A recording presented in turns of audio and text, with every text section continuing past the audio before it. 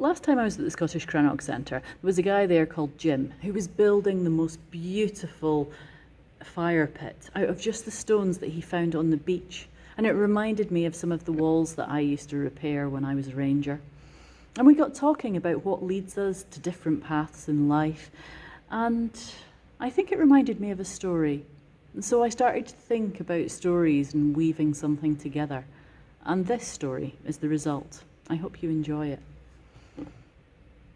Jim was a drystone diker from the Lake District. He lived in a small cottage in a little village.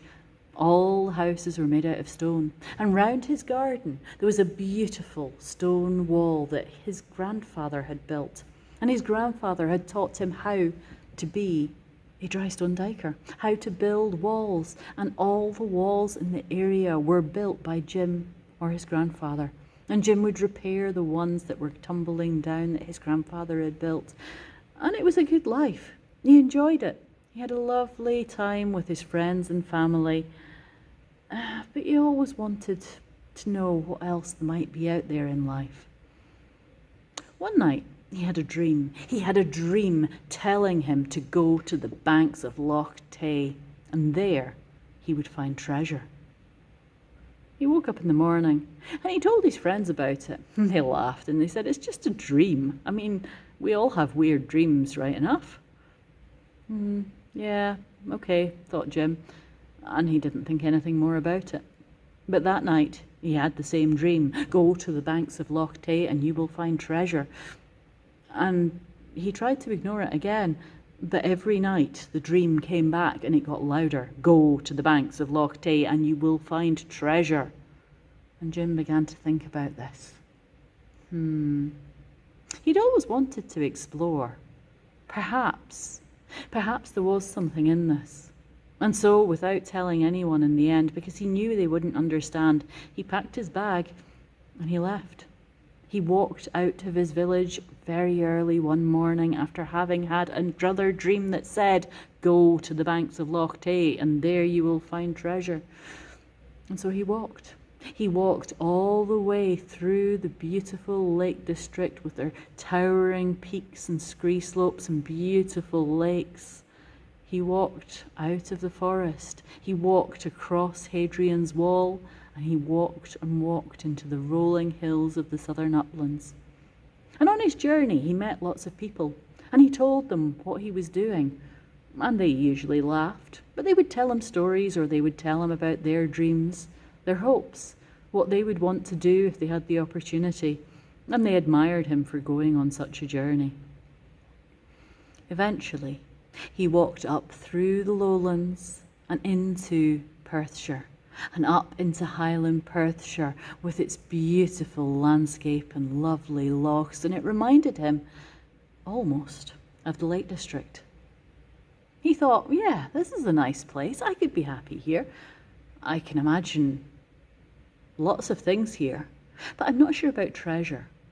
And then eventually he got to the banks of Loch Tay, and it was beautiful.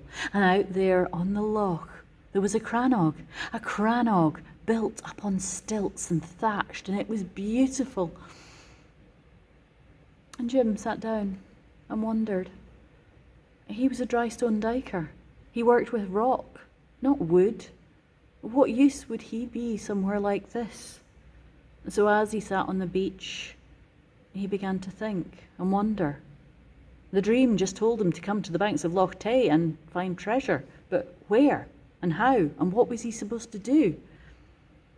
Some children wandered past, going to gather hazelnuts and berries from the forest. They talked to Jim and explained what they were doing. Some women came past to gather some herbs, and they also sat and spoke to Jim and shared what they were doing and talked to him. He watched the dugout boats paddling across the loch, taking things from one side to the other. He thought about those as well. In the evening, he curled up and went to sleep, hoping that the dream would tell him what to do next. But it didn't come. And the next day, he spent more time watching what the people were doing and learning some of their ways of life. And the next night, the dream still didn't tell him what to do.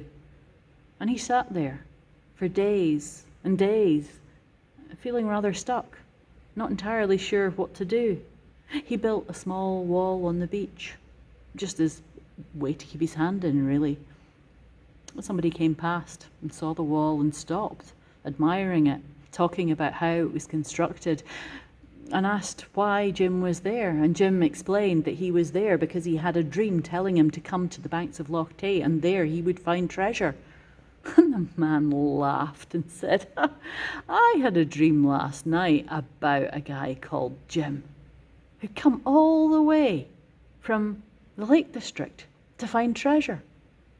But when he got home, he found treasure in his own garden wall. Can you believe it? It just goes to prove dreams are ridiculous. You don't believe dreams. And with that, the man wandered off. And Jim thought. And he picked up his bag and he turned and he headed for home, stopping this time at all the villages that he'd stopped on the way through to say hello to people that he'd met on the way. And he saw them with a different eye.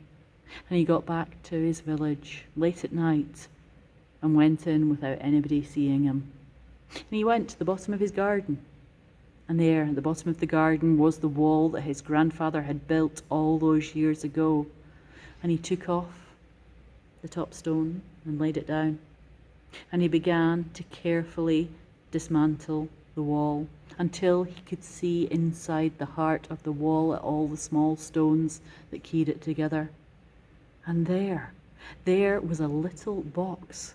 And in the box, as he gently picked it up and opened it, he found some gold coins. There was treasure. That was more money than he'd ever seen in all his life. He thanked his grandfather. And then he carefully reassembled the wall, putting the top stone back on to keep it secure. And he went into his home. And he thought about all his adventures and experiences and what he'd learnt on the journey. And he decided that he had enough money to look after himself for the rest of his life. But he loved to build walls, so he wasn't going to stop.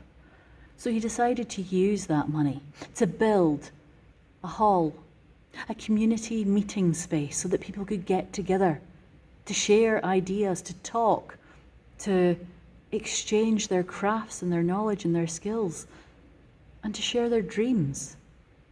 And Jim became a dream weaver, somebody that people would come to get their dreams interpreted and to help them realize whatever it was that they wanted to do in life. And so it was that the dream came true.